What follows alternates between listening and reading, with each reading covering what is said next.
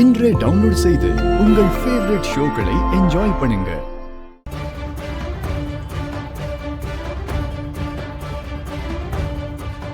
என்னம்மா அது police station வாசல்ல வந்து உட்காந்துருக்க? இது என்ன பஞ்சாயத்து பண்ற இடமா? எந்திரிச்சு ஓரமா போமா. எங்க உட்காரணும்னு எனக்கு தெரியும். போங்க, போய் உங்க இன்ஸ்பெக்டரை கூப்பிடுங்க. சார்,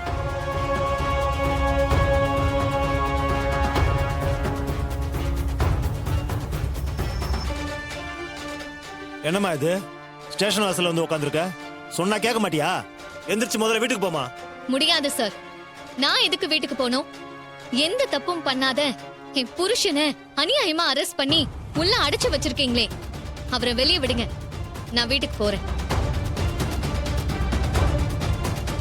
இத பாருங்கம்மா, நான் ஒன்னும் சும்மா அவரை அரெஸ்ட் பண்ணலமா. அவர் மேல கம்ப்ளைண்ட் வந்துச்சு. என் கடமை என்னவோ அதை தான் நான் பண்ணிக்கிட்டு இருக்கேன். அதை விட்டுட்டு தேவையில்லாமலாம் பிரச்சனை பண்ண உன்னையும் தூக்கி உள்ள வச்சிருவேன், பாத்துக்க. கடமையா? எது சார் கடமை?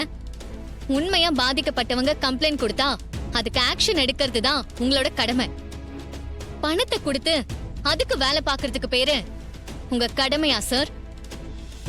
நல்லா இருக்கு, ரொம்ப நல்லா இருக்கு.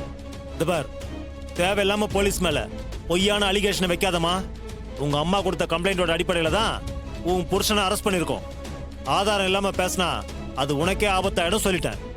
எனக்கு எந்த ஆபத்து வந்தாலும் பரவாயில்ல சார். அவருக்கு நீதி கிடைக்காம நான் இந்த இடத்தை விட்டு ஒரு அடி கூட நகர மாட்டேன். ஓ, இந்த மாதிரி போலீஸ் ஸ்டேஷன் வாசல்ல வந்து உட்காந்து நாடகம் ஆடினா நாங்க உடனே பயந்து போய் உன் புருஷனை ரிலீஸ் பண்ணுவோம்னு நினைச்சியா? இது ஒன்னும் சினிமா போலீஸ் ஸ்டேஷன் இல்லமா, நெஜ போலீஸ் ஸ்டேஷன். உன்னால என்ன பண்ண முடியுமோ அதை பண்ணிக்க. ஆனா உன் புருஷனை நான் ரிலீஸ் பண்ண மாட்டேன். அப்படியா சார்? நீங்க அவரை ரிலீஸ் பண்ணாம நான் இந்த இடத்தை விட்டு போகவே மாட்டேன்.